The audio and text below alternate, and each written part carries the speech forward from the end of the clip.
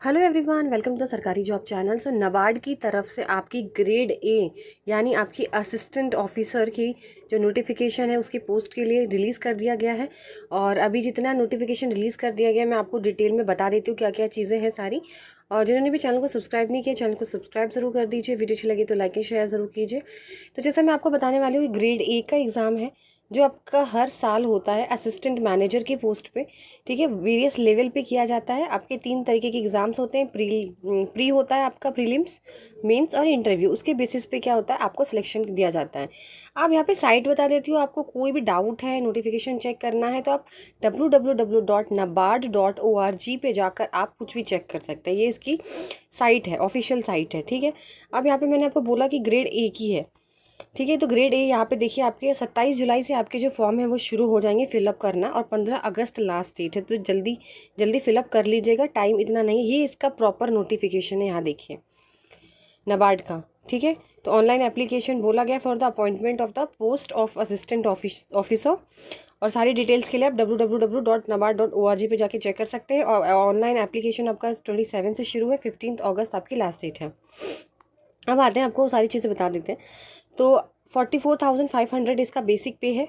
ठीक है, starting date बता दी है 27 जुलाई, लास्ट डेट है 15 अगस्त। अब यहाँ पे बात करते हैं टोटल अनाउंस जो करी गई है। लास्ट ईयर की अगर बात करें तो 150 के आसपास पोस्ट असाइन मतलब करी गई थी। 2023 की बात है यहाँ तो अभी आप मान के चलिए कि यहाँ पे भी आपकी 150 के मोस्टली आसपास ही वैकेंसीज होंगी। ये 2023 का है, इसीलिए मैं नहीं बता रही हूँ क्योंकि अभी नोटिफिकेशन में रिलीज़ नहीं करा गया कितनी कैटेगरी में कितनी वैकेंसीज होंगी। तो ये 2023 का है, अभी का नहीं है। चलिए, आप फीस की बात कर लेते हैं। अगर आप जनरल कैटेगरी में है तो 800 रुपये फ़ीस है आपकी, और अगर आप SC ST PWD में है तो 150 रुपये आपकी फ़ीस है। यहाँ पे अगर एज लिमिट की बात करें तो 21 to 30 years of age limit है। मतलब आपका जो जन्म है वो 2/9/1993 से पहले नहीं होना चाहिए, एंड 192002 2002 के बाद आपका जन्म नहीं होना चाहिए। इस तरीके से आप अपनी बर्थ डेट चेक करेंगे। ठीक है, 2/9/1993 से पहले नहीं होना चाहिए, 1/9/2002 के बाद नहीं होना चाहिए।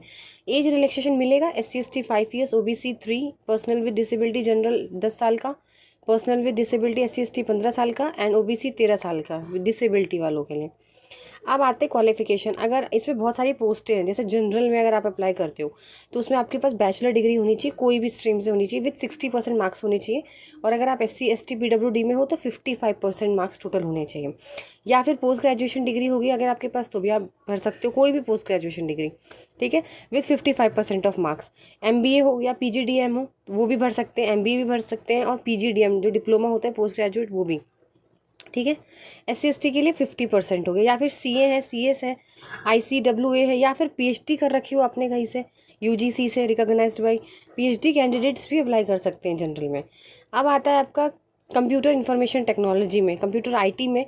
तो इसमें IT है तो बैचलर डिग्री CS में होनी चाहिए, कंप्यूटर साइंस में होनी चाहिए, या फिर कंप्यूटर टेक्नोलॉजी में होनी चाहिए, या कंप्यूटर एप्लीकेशन में होनी चाहिए, या फिर IT में होनी चाहिए, विथ 60% मार्क्स। और 55 है SC ST और रिजर्व कैटेगरीज के लिए।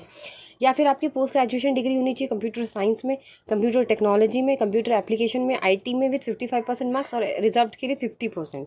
तो ध्यान से सुन लीजिए, पोस्ट ग्रेजुएट डिग्री भी आपको CS या फिर IT में होनी चाहिए, और बैचलर डिग्री है तो भी आपको CS IT में होनी चाहिए। अब बात करते हैं फाइनेंस। तो फाइनेंस BBA कर रखा हो आपने फाइनेंस से या बैंकिंग से, MS कर रखा हो फाइनेंस या बैंकिंग से, विथ 50% मार्क्स, और रिजर्व कैटेगरी के लिए 45% मार्क्स। या फिर आपने 2 साल का PG डिप्लोमा कर रखा हो मैनेजमेंट में फाइनेंस से, या आपने फुल टाइम MBA करी हो, फाइनेंस सब्जेक्ट होना चाहिए आपका, मतलब फाइनेंस से करी हो आपने MBA। ठीक है, या फिर आपके पास bachelor of financial and investment analysis आपने कर रखी हो, विथ 50% मार्क्स, और रिजर्व कैटेगरी के लिए 45% मार्क्स। अब CS की वैकेंसी से कंपनी सेक्रेटरी, यहाँ पे आपकी बैचलर डिग्री होनी चाहिए। ठीक है, विथ, या फिर आप मेंबर हो ICSI के, ठीक है, institute of company secretaries of India. Civil engineering है तो bachelor degree in civil engineering होनी चाहिए, 60% मार्क्स, रिजर्व कैटेगरी 55% मार्क्स। या फिर पोस्ट ग्रेजुएशन है सिविल इंजीनियरिंग में 55% मार्क्स, और रिजर्वेशन वालों के लिए 50% है। इलेक्ट्रिकल इंजीनियरिंग है तो बैचलर डिग्री इलेक्ट्रिकल इंजीनियरिंग में होनी चाहिए 60% मार्क्स के साथ। ठीक है, PWD के लिए 55% मार्क्स, या पोस्ट ग्रेजुएट डिग्री होनी चाहिए इलेक्ट्रिकल इंजीनियरिंग में विथ 55% मार्क्स। ठीक है, अब बात करते हैं जियो इन्फॉर्मेटिक्स में। तो बैचलर ऑफ इंजीनियरिंग है, BTech है, या फिर BSc अगर है तो फिर जियो इन्फॉर्मेटिक्स में ही होनी चाहिए। ठीक है, विथ 60% मार्क्स। और 55% रिजर्वेशन के लिए है। या फिर ME हो या MTech हो या MSc डिग्री हो तो वो भी आपकी जियो इन्फॉर्मेटिक्स में ही होनी चाहिए, ठीक है, 55% मार्क्स के साथ। फॉरेस्ट्री में आपके पास बैचलर डिग्री फॉरेस्ट्री में होनी चाहिए विथ 60% मार्क्स, रिजर्वेशन के लिए 55 या पोस्ट ग्रेजुएशन हो फॉरेस्ट्री में, ठीक है। फूड प्रोसेसिंग में बैचलर डिग्री होनी चाहिए फूड प्रोसेसिंग में या फिर फूड टेक्नोलॉजी में 60% मार्क्स के साथ, और रिजर्व कैटेगरी के लिए 55% या फिर पोस्ट ग्रेजुएट होनी चाहिए सेम कैटेगरी में बट 55%। पोस्ट ग्रेजुएशन में 5% कम करके चलिए, 55% मार्क्स। स्टैटिस्टिक्स है तो बैचलर डिग्री इन स्टैटिस्टिक्स में होनी चाहिए 60% के साथ, और पोस्ट ग्रेजुएट होनी चाहिए 55% मार्क्स के साथ। मास कम्युनिकेशन की अगर मीडिया स्पेशलिस्ट में आप डाल रहे हो फॉर्म अपने तो बैचलर डिग्री होनी चाहिए आपके पास मास मीडिया या फिर कम्युनिकेशन या फिर जर्नलिज्म या फिर एडवर्टीजमेंट एंड पब्लिक रिलेशनशिप, इन चारों में से किसी में बैचलर डिग्री हो 60% मार्क्स के साथ। PWBD के लिए 55% मार्क्स है, और पोस्ट ग्रेजुएट हो same mass media communication journalism advertising public relationship but 55% marks होने चाहिए उसमें, ठीक है। या फिर आपकी बैचलर डिग्री होनी चाहिए इन एनी सब्जेक्ट, किसी भी सब्जेक्ट में हो विथ 60% मिनिमम मार्क्स होने चाहिए आपके इन एग्रीगेट, विथ साथ में बैचलर डिग्री तो किसी में भी हो बट साथ में पोस्ट ग्रेजुएट डिप्लोमा आपने मास कम्युनिकेशन या जर्नलिज्म में कर रखा हो विथ 55% मार्क्स, ठीक है। बैचलर डिग्री तो किसी में भी कर रखी हो पर पोस्ट ग्रेजुएट आपने डिप्लोमा कर रखा हो तो आप अप्लाई कर सकते हो। चलिए, तो पहले प्री एग्ज़ाम होगा 20 मार्क्स का, फिर 200 मार्क्स का, सॉरी, फिर मेंस 200 मार्क्स का, फिर इंटरव्यू होगा आपका 50 मार्क्स का। प्री में आपके टेस्ट ऑफ रीजनिंग 20 मार्क्स का, इंग्लिश आएगी, कंप्यूटर आएगी, quantitative aptitude, decision making, GA, economics and social issues and agriculture and rural development 40 number का, 200 नंबर, 120 मिनट यानी 2 घंटे का टाइम, ठीक है। फिर आपका मेंस एग्जाम में सिर्फ 2 सब्जेक्ट्स होते हैं, जनरल इंग्लिश होगी और इकोनॉमिक सोशल इश्यूज़ होंगे, हिंदी और इंग्लिश दोनों में पेपर आएगा, इंग्लिश का तो सिर्फ इंग्लिश में ही आएगा, ठीक है।